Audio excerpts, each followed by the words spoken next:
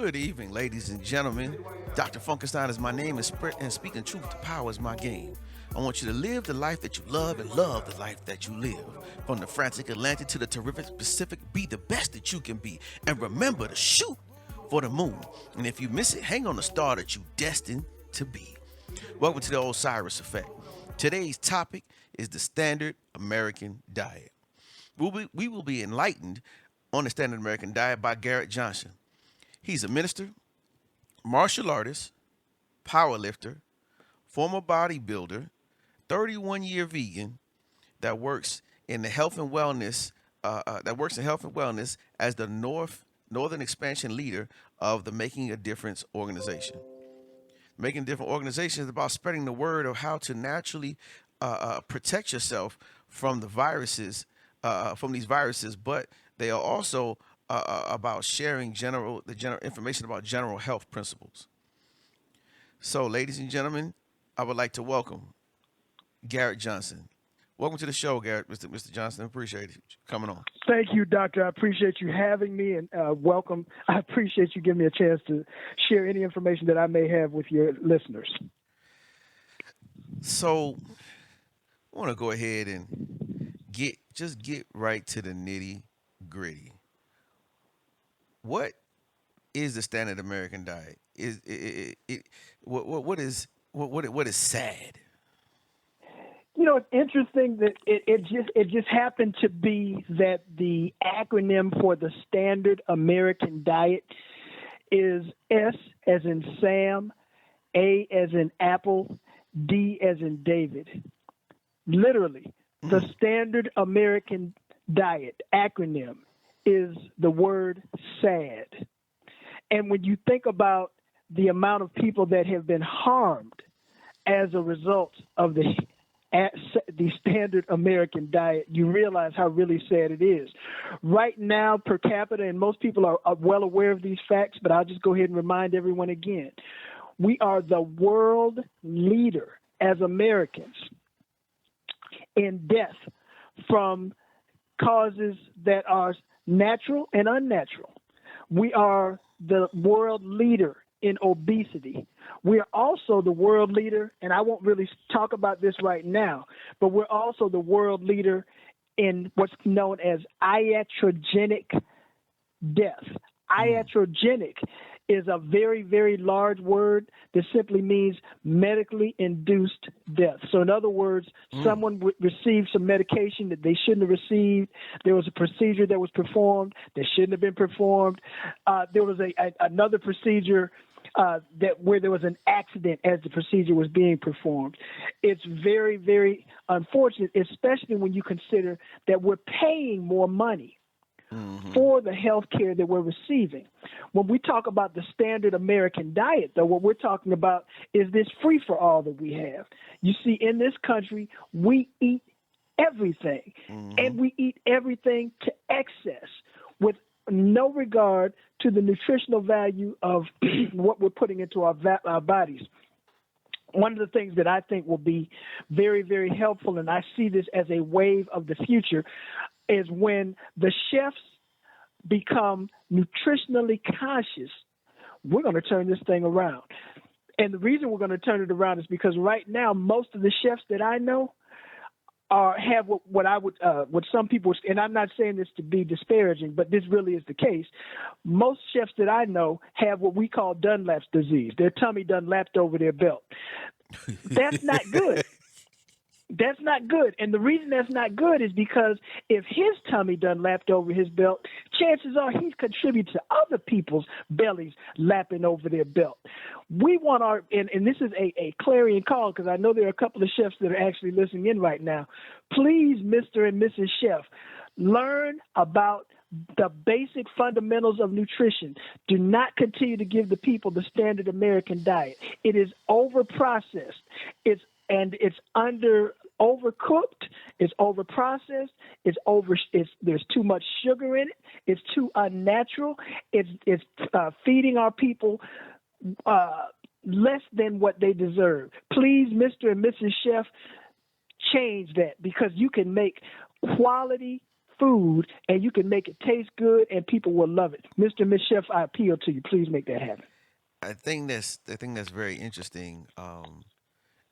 You don't really understand, or you can't really see uh, that we're the highest when it comes to these types of things, unless you travel to other countries, and you taste authentic food from other countries.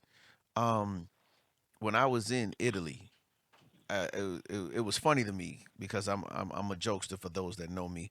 I was in a restaurant and I was chatting up the owner of the restaurant. So I said, "Hey man, you ever had some McDonald's?" And he said, "Yes," and it was the nastiest thing I ever had in my life. And then we was just busting out laughing in the middle of the restaurant. And when I finally got my food and I put the first forkful in my mouth, I was just like, "Oh my God, this tastes like somebody grandma made it." He said, "I know, she in the back." Right.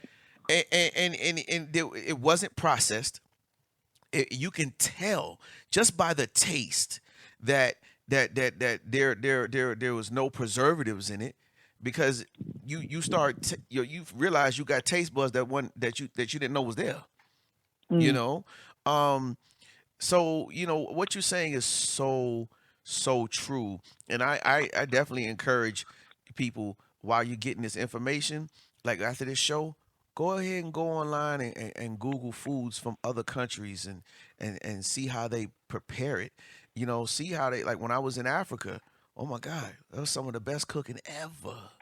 You know, but I digress. Let me ask you this: has our diet always been sad? It's interesting, and I'm really glad that you bring that up because as you are out and about and you're attempting to help people to improve their eating habits, especially considering, and I think I may have left this out, amongst developed countries, we also have the lowest life expectancy. Mm. As a matter of fact, the life expectancy for most industrialized countries is literally going up. And in America, it's going down, down, down. Now, what many people would do is they'll say, well, of course it's going down. We're living in the age of COVID. Do you realize that America has more deaths as a result of COVID than anybody else? And we're Facts. taking actions that many other countries are not taking. So this is bigger than COVID. This is a Mm-hmm. lifestyle issue. Mm-hmm. And again, as you talk to many people, what they will tell you, especially people in the community that I come from the African American community. And in our community, unfortunately, people that have elders in their family, they'll say, well, my grandfather, my grandmother, or some older elder lived to be the ripe old age of 80, 90, 100 years old. And then what they'll do is they will always throw in one of the things that we know today to be detrimental to your health. So they'll throw in something, and what they're doing is they're attempting to diffuse your argument with evidence to the contrary, which makes perfect sense. I applaud that reasoning, except there's something that they're not taking into account. So when they tell us, well, my grandmother smoked a pack a day and she lived to be 90 years old. My grandfather drank a fifth of liquor every couple of days, and he lived to be 95. My great uncle he ate pork every day, and look at him. He's still living, and he still goes to the store, and he still does his whatever he needs to do. What those people are not considering is right around 1950, the world that we lived in changed as it relates to soil, in terms of the way that we're actually farming, the pesticides that we're using, in terms of the nutrients and basically farming over depleted soil as opposed to rotating the crops. A lot of the farming practices changed. Big factory farming came into play. So in terms of soil, the soil that those elders ate from is not the soil that we're eating from. In terms of water, our water is considerably more polluted. As a matter of fact, in most major cities around the country, if you do a test of the municipal water supply, what you will find is pharmaceuticals in the water supply that people are drinking every day. That's why we're major advocates of making sure that you drink as clean a water as possible. Possibly alkaline, not necessarily, but definitely make sure that it is as pure a water as possible, filtered water.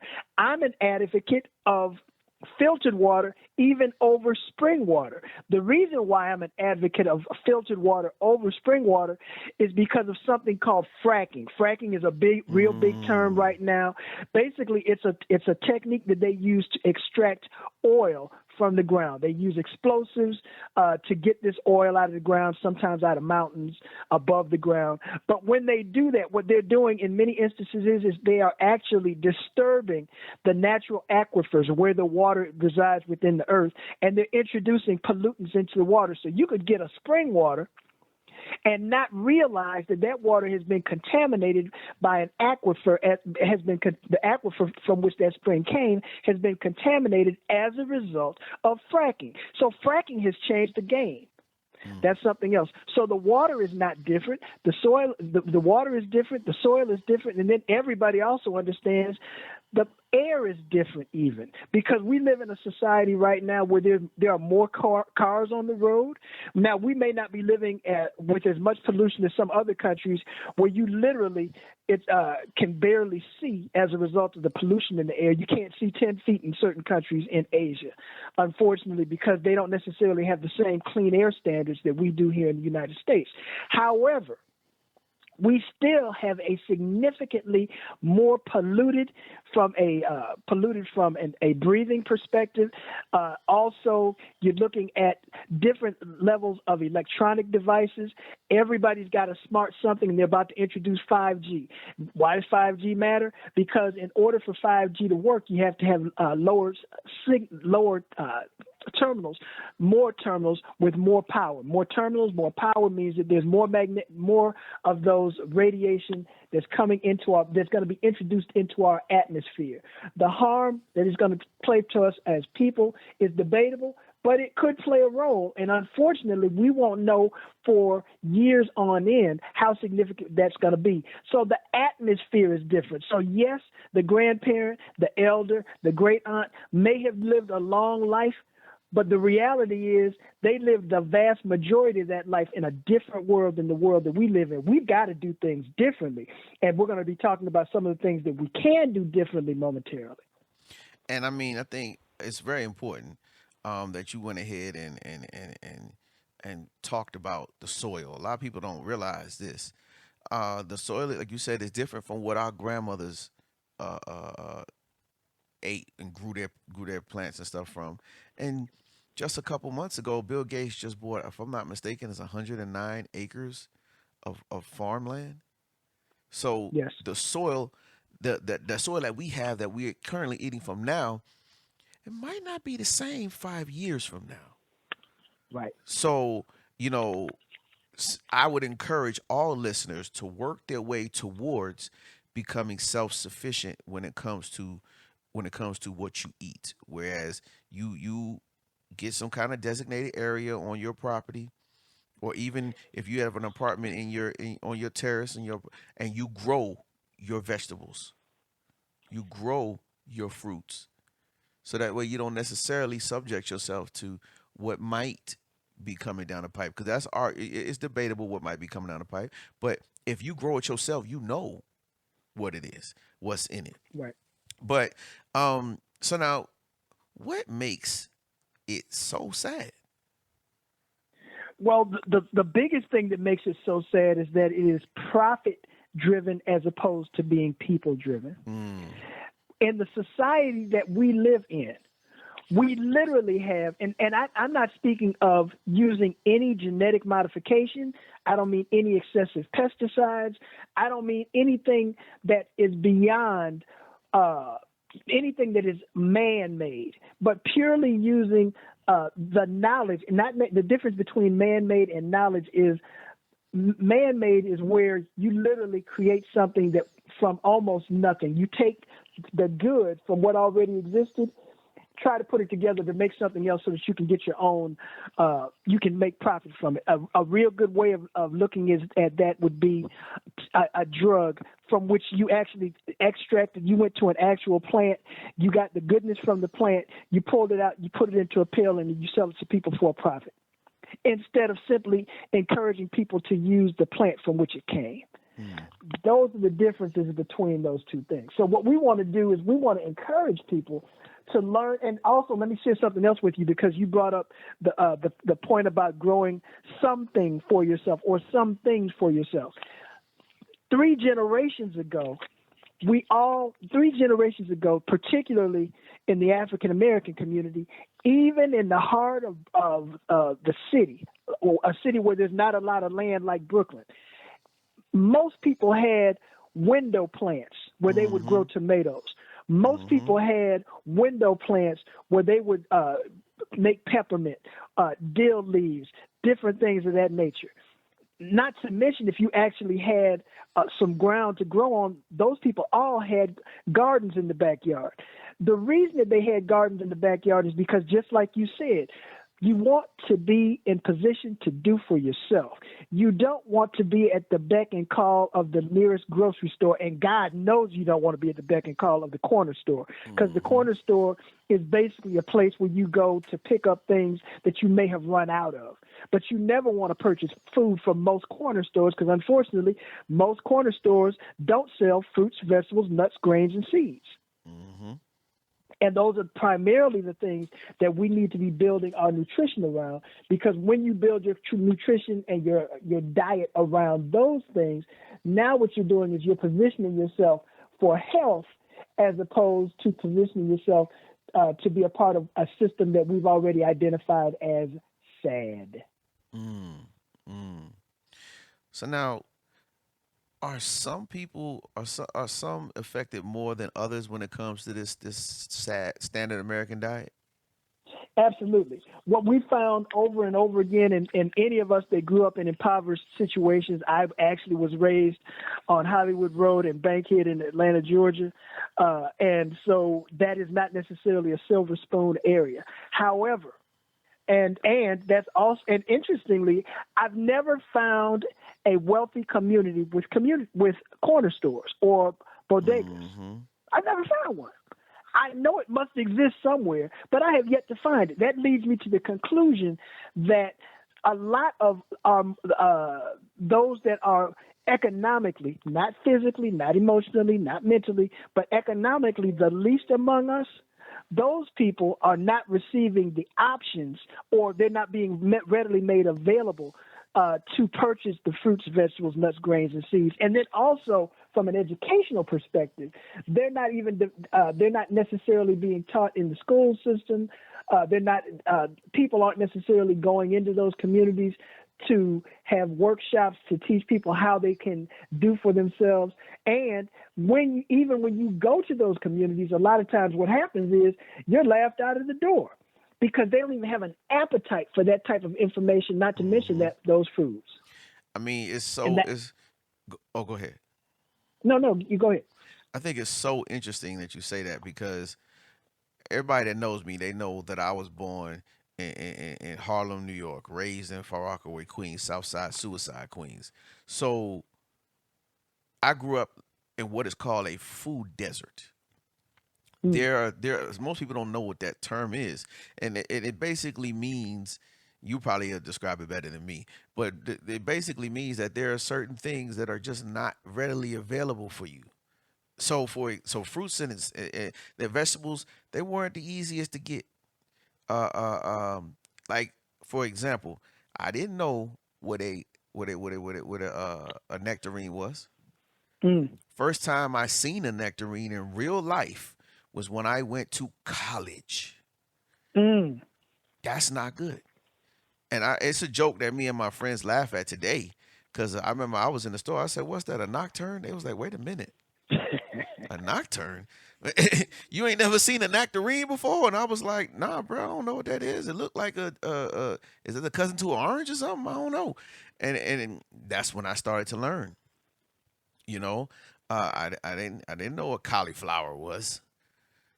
You know what I'm saying? And you know, so and at that point in time, I didn't have a diet for it because I was never exposed to it. You know, I hated vegetables at that point in my development because all I ate were canned or frozen vegetables. And it took one of my friends to say, "Hold on, nah. You. The problem is you eating the stuff that's processed, right? It got all this sugar in it, or whatever the case may be, and it don't got no taste. What you need to do is get some fresh vegetables." So I went to the store with them, and they helped me pick out some fresh vegetables. And then when I cooked it, I said, "Oh wow!" They was like, "Yeah, see, that's flavor. Like you don't get a flavor from a bag of frozen vegetables. It's not gonna taste the Mm. same if you got fresh vegetables that you cooked yourself." So I think what you're saying is so important for people to really internalize and understand. And once you understand that all of these things can be linked to uh, uh, uh, uh, causing different bad things to happen inside of your body, then you get to a point where it's the same point that I got to, which was okay. Well, how do I begin to transition away from being sad?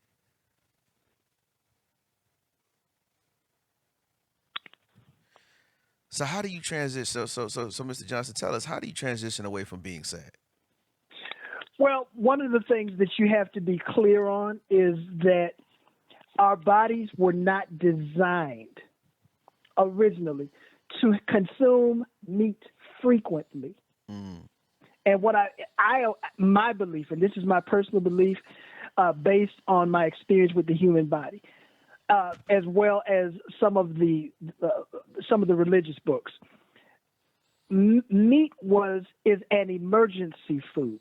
mm, It is not something that you should be consuming on a daily basis. Does that mean mm, that you can't ever have any? Absolutely. You can have it if it's an emergency where there's a famine or you're in the woods and you're about to die and there are no fruits, vegetables, nuts, grains, and seeds. If there's something that has happened as a result of climate change where you have to consume other animals, then in those instances, absolutely. But if that is not the case, then as quickly as you can, what you want to start to do is to make a transition away from the standard American diet. Now, of course, the most damaging part of the American diet is that it's over processed. Even before we get to the meat, it's over processed. Absolutely. mm-hmm. So we want to start to eliminate, first and foremost, those processed foods. Reading labels. Most people don't read labels. Yeah. You need to be able to read every word on that label. And if you can't, you want to start to very seriously consider putting it into your body because it may not be something you want to include. Secondarily, you want to start looking at the sugars that you're going to take in. I'm going to come back to why sugar is so bad, but we're consuming in this country more sugar per capita than any other country. That's another reason that we have an obesity problem. In fact, there are pounds of sugar, almost 80 pounds of sugar per year that the average American is taking in. Mm, 80 pounds of sugar. And we wonder why, and that has a tremendous detrimental effect on our body. We always look at it from the perspective of obesity and diabetes, but there's also this thing that I'm going to talk about right before I end called glycation. And glycation is the cutting edge of nutrition. It's a big deal, but I will come back to it. So again, the process is very, very simple. What you want to start to do from a dietary perspective is to understand that human beings are naturally fruitarians. mm, What do I mean by a fruitarian? That means that our natural food is things that you can pick off of a tree or off of a vine. Things like grapes, apples, oranges, avocados, pomegranates, those kinds of things. Those are our natural base element kind of food. You may say, what about vegetables, nuts, grains, and seeds? Those things too. But when you look at physiologically what we're designed to eat, when you look at that we have a long digestive system, 32 feet. If you were to measure it from mouth to stretch out your intestines to the anus, it'd be about 32 feet on most people. That's a long digestive system. It was designed to extract the maximum amount of nutrition from plant sources, as opposed to a natural meat eater. A natural meat eater has a very short, compact, very, very short, a lot of times even less than 6 feet from mouth to anus. Why? So that meat can go in there, they can extract the nutrition from it, and it can go ahead and come out quickly. We don't have fangs. We don't consume fur. Our jaw goes in a circular motion, which lets you know, like if you think about the way that cows eat. Now, cows have more stomachs than we do. That's because they're designed to naturally consume grains, and what we call leafy vegetables. Most of the leafy vegetables, we have to cook them. Take a leafy vegetable like spinach, though. That's something that you can actually have without cooking it, and it's better for you. Why do you want things in as natural a form for you? The reason is very, very simple. The closer it is to the way it was picked from the ground, generally speaking, the more overall nutritional value it's going to have. That includes the full enzymatic action, which basically is the life of that thing. So if you now, and again, we'll get into it, but where you want to go from is getting rid of dirty animals. You want that to be the first step of and what do I mean by dirty animals? Dirty animals are anything that consumes other animals. If it consumes other animals or it cleans up the earth, for example, a pig. The pig will basically eat anything. People may say, well, why does a pig eat anything? Because his purpose on the earth is to clean it. You want to get rid of dirty animals. You want to get rid of dirty land animals like pigs. You want to get rid of dirty birds like chickens. Yes, chicken is a dirty bird. He eats everything. If anybody wants to see it, I'm going to give you my email. Actually, I'm going to tell you how to contact me at the end of this presentation. You can reach out to me, and I'll send you a video of a chicken eating a mouse. Wow! Actually, the chicken took the mouse from a cat that was playing with it. Wow! And gobbled him up. Gobble gobble. It's the funniest thing in the world.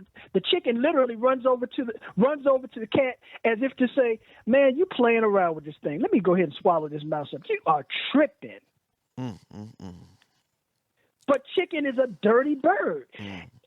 Any farmer will tell you the chicken will eat everything the only reason the chicken doesn't eat more is because he can't get it in his mouth. If he could get it in his mouth, that includes his own feces, he would eat it. It's a dirty bird. Dirty fish. Things that clean out the water like shellfish, catfish. It's a dirty fish. Oh, but I love me some catfish. You don't need to. It don't love you. And so, and not to get into, if you look at the similarities between a lobster, which people love and they see it as a delicacy, and a cockroach. There's a lot of physiological similarities between those two. Some people will tell you that a lobster is literally the cockroach of the water. Wow, when you that think means about crayfish it. too. Ooh. So we want to make sure that we're doing things, and so immediately what you would do is you'll get rid of the dirty things. Then after you get rid of the dirty things, you want to get rid of the cleaner things. After you get rid of cleaner land animals, and again, the cleaner land animals are animals that basically consume vegetables. Those are. Now, is it better? What you'll also find is what's the big deal on eating this dirty animal? Because we're all taking in these toxins, right? Well, maybe so, maybe not. Let's talk about that for a second. If you take in, let's say, for example, a pig, and all the poisons that the pig is taking in, what you're now, and let's say, for example, because the pig eats, let's say, for example, the pig is eating farm food. That farm food has pesticides on it, so the pig is taking in the farm food that has pesticides in it. I'm eating vegetables. Let's say I'm not completely organic. My vegetables also have pesticides on it. There's pesticides on the vegetables. There's pesticides in the pig. What's the difference? The pig has intensified pesticides. Because the pig is now, the pesticides that were in his food are now being absorbed by his tissues. The pesticides I'm washing the majority of that off. You're getting a multiplied effect, a concentrated effect by consuming that pig or any animal, any impurity that animal takes in. You're getting the multiplied effect of that, not to mention the stress hormones from when they killed that animal. Me, on the other hand, or people that are eating primarily a plant-based lifestyle, what we're getting is the enzymatic value, the enzymes, the life force of those live vegetables and live foods that we're eating. And even if you have to cook them slightly, still, we're getting a higher quality of food than you are if you're consuming those things. So again, the dirty land animals, the dirty birds, the dirty fish, the clean land animals, the clean birds, clean fish, dairy, eggs, dairy, and now you're plant-based. Let's say, for example, you wanted to blow this thing up, though. You say, you know what, I'm plant-based. I want to take my diet to a higher level. Fantastic. There's something called raw vegan. What a raw vegan is someone that does not consume foods that are heated higher than 120 degrees. And you're not going to miss anything by adopting a plant-based lifestyle. What do I mean? As a raw vegan, you can still make cakes. You can still make pies. You can still make cookies. You still get access to bread. One of the best pizzas I've ever had was a live pizza. Nothing on it was cooked over 120 degrees. They use a food dehydrator for the crust. One of my family's favorite desserts that I prepare is a live apple pie. No cooking. How do you make the crust? You make it out of dried fruit and nuts. They love it. So again, there's techniques that we can use. We need to learn how to juice. Why would you want to juice? The reason you would juice is simple. If you think about the goodness of the plant and vegetable world, and I recently made a post on TikTok, some of you may have seen it. What it says was that years ago we made a big mistake. Our food used to be our medicine. And what we decided to do was to farm our food, to create farming methods to create our food so we could we could have our food where we wanted it, we could grow it where we wanted it, and we could grow it to the size that we wanted it to be.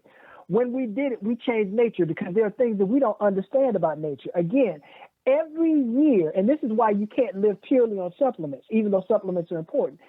You can't live on supplements because there's always something else that we don't know that's in the food that you're eating. So let's go a few years back. A few years back, when the food was just growing naturally, the medicine was in the food. Then we decided we wanted to put the food in a different location, and we wanted it to grow a certain way, certain colors. By doing that and altering nature, what we also did was we took the medicine out of the food. So our food is nutritious, but it doesn't necessarily have the healing factor that it once did. So there's a lot to this nutrition thing, but let me move back to what I was talking about in terms of the transition. So as a live foodist, what you would do is you would be someone that literally does not consume those foods. You could take it even further than that. If you want to take it further than that, you would end up as eliminating any ground provisions. Ground provisions are what we call tubers, squash, potatoes, things of that nature. You would eliminate those. All grains, you could also eliminate those things. Anything containing starch. A lot of people are very, very Dr. S.A.D's diets are very, very popular right now. You can go with an alkaline-based diet all the way down to a fruitarian. And what a fruitarian consumes is nothing but things that come from trees and vines. So you literally, using this process, using this procedure, you could go from an omnivore to a very, very clean diet. Why would you want to do that? Simply to maintain your health. But the main reason that you want to do it is because if you do it the way that I just described, you won't be a used to be. And you also need to learn about supplementation. Let me give you an example of that. Most people are deficient in several different things. One of those being, the funniest one of them is vitamin D3. And the reason that's funny is because vitamin D3 is probably the only vitamin that you can absorb, that you can get absolutely for free. Walk outside. But you got to know how to get it. The way that you get it is you have to expose 2/3 of your body to sunlight per day for about 30 minutes. So if you go outside, you got on shorts, take your shirt off. Ladies, go out there with a bikini on. You'll be within a very short period of time, your body will absorb the vitamin D3 that it needs. Another one are your B vitamins, especially as African Americans. You're living in a high stress environment. You're probably going to need to supplement with a B complex product. Also, if you're talking about essential fatty acids, if you are consuming fish or fish-based products, you probably are getting enough D3. If you are, of the essential fatty acids, if not, you probably want to supplement that as well. And then last, there's something else that's just escaping me right now, but there's basically those are some basic. Also, you may want to look at a probiotic to make sure that you maintain your gut health as well, and you want to make sure that you have the proper amount of good bacteria in your intestines and in your gut health. If your gut health is off, not only does it affect your immune system, which is very important right now, but also it will affect your mental state. Most of the people that you'll find that are in psychological facilities are also dealing with constipation. They're also dealing with dehydration, which are two of the major 8 causes of major illness as well. But that is the transition, how you get from omnivore to fruitarian. And you can do it, and you can do it easily. The only way that if you do it the way that I just described, and you try to go back to it, what'll happen is your body will reject it. As an example of that, someone actually gave me, I had been a vegan at that time for only 2 years. Someone that knew me well and knew better gave me some cabbage with bacon in it. When they did, I literally lost 2 weeks of work because my body couldn't stand the pork anymore. And it was violent. It's the most violently ill I've been probably in my adult life from eating a couple mouthfuls of cabbage that had bacon in it. Not the actual bacon, but because it was prepared in the bacon. That's why also, as someone that's plant-based, you have to be very, very aware of who is serving you and how they are preparing your food. You cannot eat from a grill that had steak on it. Because you could end up very sick from that. Yeah. We're not tripping. People think that, you just tripping. You can pick the meat out of that salad. You can pick the bacon out of that salad. No, brother, no, sister, no, I can't. Because I can become violently ill. That is an intoxicant to my body. It may be cool for you, but for me, that is an intoxicant, and I cannot poison myself. I mean, and it's very important that, in addition to everything that you just said, because some people might be like, that's too deep. I need to have my ham. Well, then won't you do some research into how long it takes for your body to actually digest these foods? So there are studies that say it takes 45 days for pork to digest in your system, 30 for beef, 21 for chicken, and 12 for fish. Now, mind you, this is one serving per capita. It takes these amount of days to fully digest. Now, are we eating one serving? The average black person ain't eating one serving of nothing, because it's one serving a pound in your hand. You ain't doing that. Now, if you could look that study up. There was also another study that was done in 1980 where it says that it takes 47 hours for women to digest the food that they put in their stomach. So think about that. You're talking about 47 hours for whatever you did for breakfast, 47 more hours for whatever you did for lunch, and 47 more hours for whatever you did for dinner. That's a lot of time. Or for men, 33. 33 hours for what you did for breakfast, plus 33 hours for what you did for lunch, plus 33 hours for what you did for dinner. That's 96 hours of digestion you put in your system. The average American walks around with 27 pounds of undigested waste in their system. Now, if you start looking into that and, well, how could that affect my body? Then you start getting into research that says, hey, you know what? That whole thing with cancer, you know, this might be caused because of you having these undigested waste in your system and it rotting in your system as it's just sitting there. This whole thing with being a diabetic, all of these different types of diseases, dis-ease in the body can be traced back if you do your research to not taking care of your body the proper way. And I think it's very, very important for us to understand that. And this is coming from somebody who has decided to make this journey himself. When I was at my biggest, I was 359. I was the big dude in the marching band with the sousaphone on his shoulder. The joke was, you skinny at heart, because I was always in shape, right? And I was in better shape than some of the skinny dudes. And that was the joke. But once I did the research and I started to go ahead and look at what this is doing to my body, then I looked at the history of life in my family. The women in my family, they lived to see 90, 102. The men in my family, my uncle is doing big things right now because he's 67.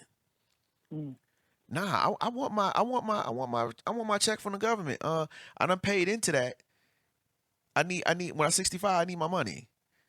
I want to enjoy my life with my children when I have them and travel and with my wife. So if you know better, you're supposed to do better. So you have to look into these different things for yourself. And you should ask yourself, because all this should also be coupled with exercise. Like I said in the beginning, when I first started, I was 359. Now I stand here at 277.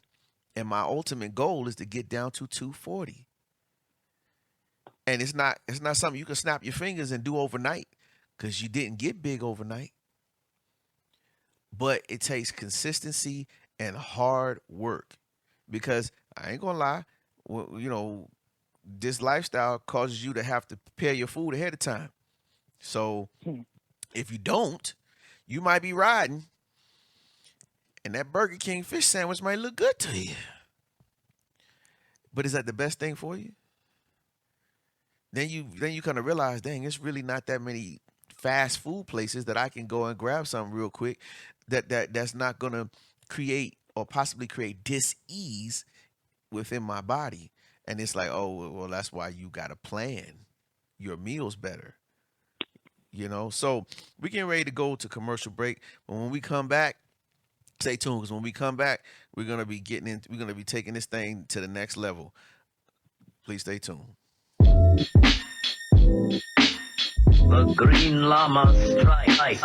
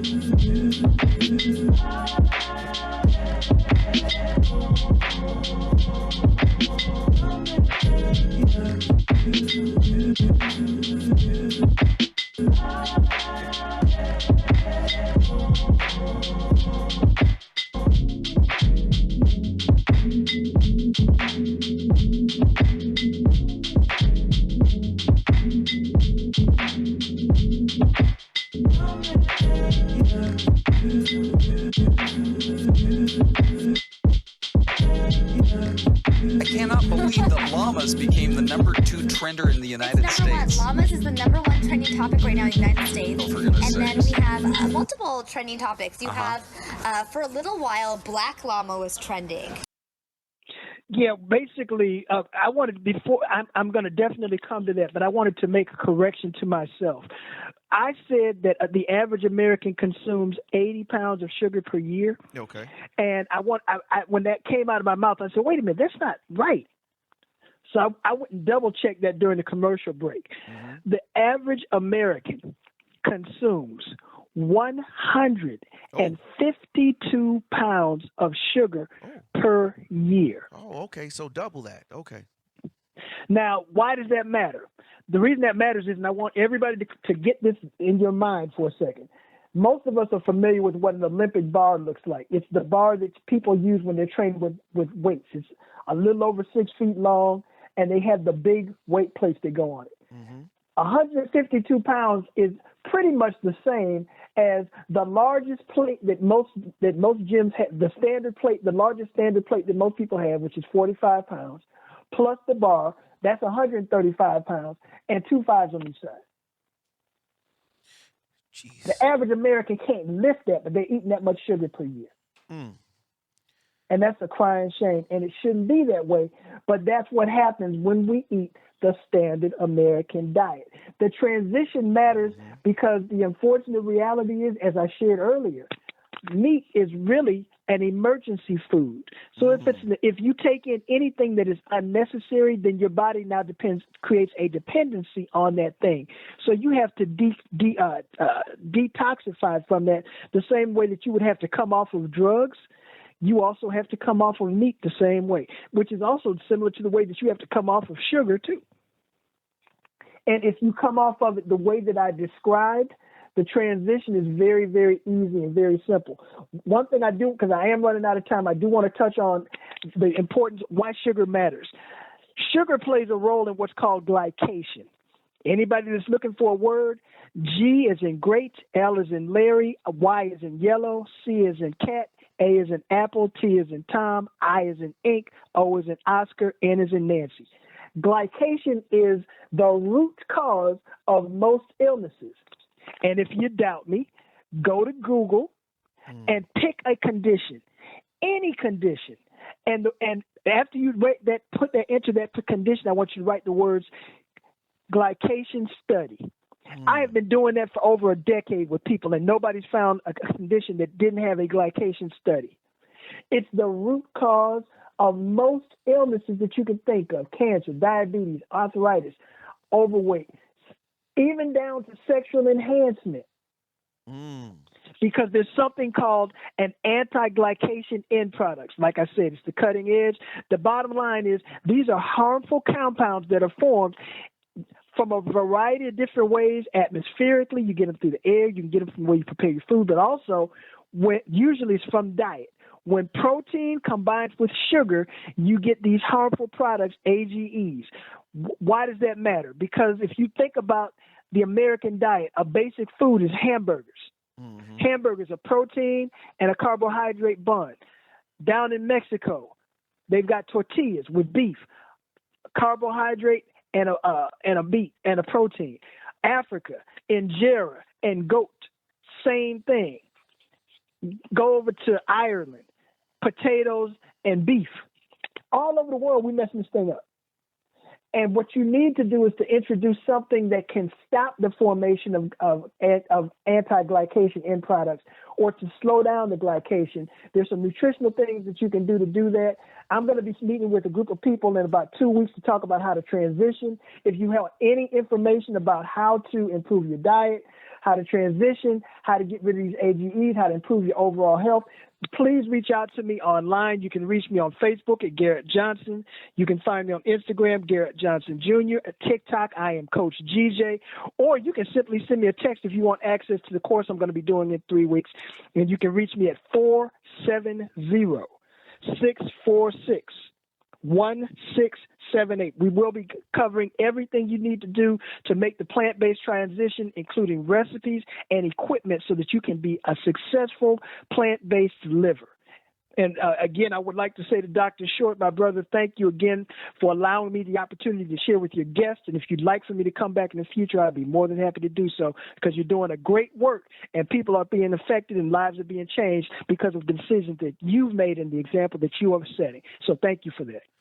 Thank you for coming out. We really appreciate all the knowledge, and because I mean, it was really my exposure to you that helped me get on this journey in the first place. So, that's why I had to have you on here, because the information that you're giving is life-changing information, and it's potentially life-saving information.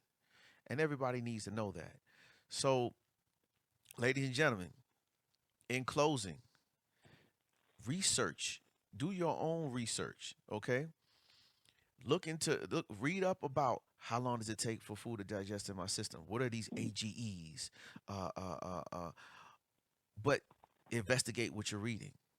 Investigate the sources and make sure that they are coming from sources that are not being funded by the food industry, sources that don't have anything financial to gain from it, sources that are just out here to spread the truth and to teach. Look into how sugar affects the body. Look into how cancers feed off of it.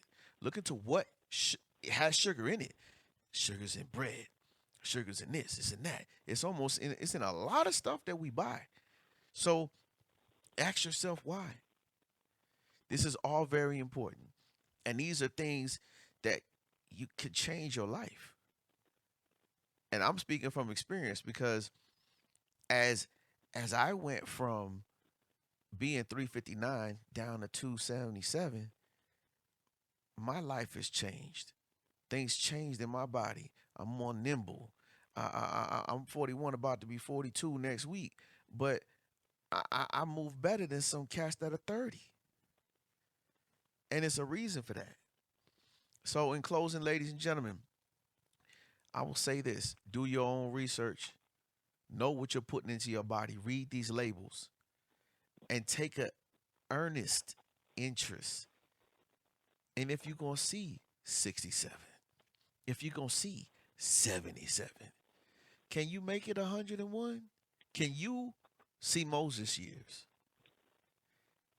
And as I always say, remember, protest like Martin, demand like Malcolm, lead like Harriet, resist like Ashada, fight like Toussaint, sing like Nina, rap and write like Gil, agitate like Douglas, organize like Garvey, and build like Black Wall Street.